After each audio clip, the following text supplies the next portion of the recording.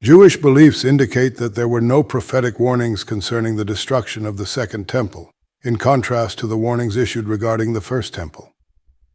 Conversely, Surah 17:4 and 7 of the Quran affirm the existence of a prophecy pertaining to the destruction of the Second Temple, referencing the divine message conveyed by Jesus and John the Baptist. The claim that there were no prophetic warnings about the destruction of the Second Temple in Jewish tradition, while the Quran affirms such prophecies, presents an interesting contrast between these religious perspectives. Jewish perspective. In traditional Jewish belief, there is indeed a notable difference in the prophetic warnings regarding the First and Second Temples. 1. First Temple, the destruction of the First Temple. In 586 BCE, was preceded by numerous prophetic warnings, particularly from prophets like Jeremiah and Ezekiel. 2. Second Temple. There is less emphasis on explicit prophetic warnings about the Second Temple's destruction in 70 CE within mainstream Jewish sources. Rabbi Joseph said, "Prophecy ceased during the time of the Second Temple, and thus there was no prophet to warn of its destruction, as there had been for the First Temple." This statement suggests that during the period of the Second Temple, which stood from around 516 BCE to 70 CE, there were no prophets who received divine messages or visions to warn the people about the impending destruction of the temple. Islamic perspective.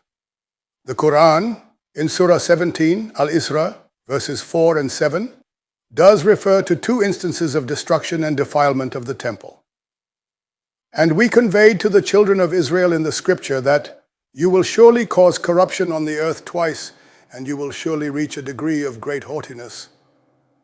So when the final promise came, we sent your enemies to sadden your faces, and to enter the temple in Jerusalem as they entered it the first time, and to destroy what they had taken over with total destruction." The verse addresses 2 instances of corruption by the children of Israel and describes divine punishments for these transgressions. The verses suggest that the first punishment corresponds to the Babylonian destruction of Jerusalem and its temple. The second punishment is interpreted by many Islamic scholars as referring to the Roman destruction of the Second Temple in 70 CE. The Quran states that enemies would enter the masjid, interpreted as the temple, and destroy it with utter devastation, just as they did during the first instance. Islamic commentators often link this prophecy to historical events, with some identifying Jesus and John the Baptist as figures who warned against corruption and foretold divine retribution. These figures are seen as part of God's message to guide and warn their communities before calamity struck. Christian perspective. The New Testament records Jesus predicting the destruction of the Second Temple.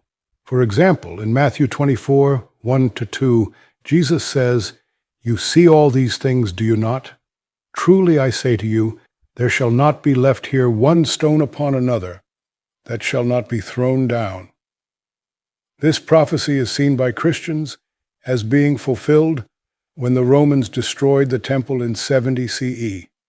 In conclusion, while traditional Jewish sources may not emphasize prophetic warnings about the Second Temple's destruction to the same degree as the First Temple, both Islamic and Christian traditions do record such prophecies.